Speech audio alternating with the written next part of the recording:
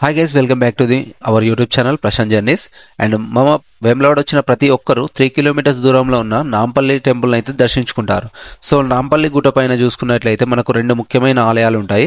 మొదటిది మన తెలంగాణలోనే అతిపెద్ద నాగదేవత ఆలయం. ఈ నాగదేవతలో మనకు ఉగ్రరూప నరసింహస్వామి వారు అయితే దర్శనమిస్తారు. అలాగే అదే గుట్ట పైన శ్రీ స్వయంభుగా వెలిసిన సంతాన లక్ష్మీ నరసింహస్వామి వారు అయితే దర్శనమిస్తారు. సో ఈ 2 టెంపుల్స్ అయితే ఇప్పుడు చూపిస్తున్నాను. సో మమ లోపల ఎలా ఉందో చూసే ముందు వీడియోని అయితే లైక్ చేసి సబ్స్క్రైబ్ చేసుకోండి. ముందుగా మనం ఇక్కడికి రాగానే పార్కింగ్ టికెట్ తీసుకొని గుట్టపైకి అయితే రావాలి. సో ఇక్కడికి రాగానే మనకైతే ఫస్ట్ అతిపెద్ద నాగదేవత ఆలయం అయితే కనిపిస్తుంది. సో ఇందులో లోపలికి వెళ్ళడానికి అయితే ఈచ్ పర్సన్కి 5 రూపీస్ టికెట్ ఉంటుంది. సో టికెట్ తీసుకొని కొంచెం లోపలికి రాగానే మీరైతే లోపల ఈ విధంగా అయితే ఉంది, చూడొచ్చు ఒకసారి ఎట్లుందో.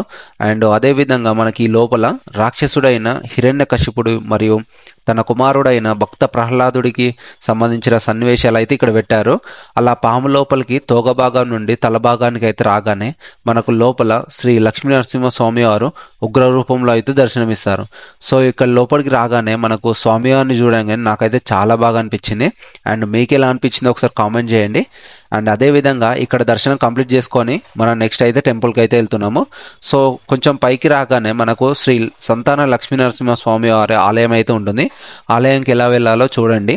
ఆలయం పైకి వెళ్ళాలంటే ఇలా మెట్ల మార్గం అయితే వెళ్ళాలి. ఇవైతే కొత్త స్టెప్స్ రీసెంట్గా కన్స్ట్రక్ట్ చేశారంట.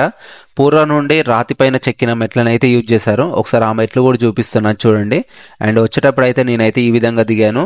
కాకపోతే ఏంటంటే ఇలా వీటిని యూజ్ చేయడం వల్ల చాలా ప్రమాదం అని ఇప్పుడైతే కొత్తగా కన్స్ట్రక్ట్ చేశారు.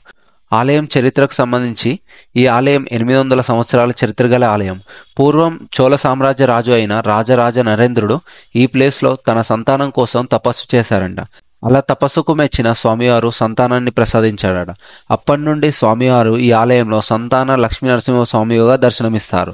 సంతానం లేని వారు భక్తితో ఈ కొండపైకి ఎక్కి ఎవరైతే ముడుపులు కడతారో వారికి సంతానం కలుగుతుందని భక్తుల గట్టి నమ్మకం. ఈ ఆలయం మన వేములవాడ నుండి జస్ట్ 3 కిలోమీటర్స్ దూరంలో, హైదరాబాద్ నుండి 150 కిలోమీటర్స్ దూరంలో అయితే ఉంటుంది.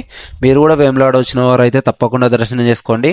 అండ్ మీకు ఈ వీడియో నచ్చినట్లయితే లైక్ చేసి సబ్స్క్రైబ్ చేసుకొని మీ ఫ్రెండ్స్ అండ్ ఫ్యామిలీస్కి అయితే తప్పకుండా షేర్ చేయండి. నెక్స్ట్ వీడియోలో కలుద్దాం. ఉంటా, బాయ్.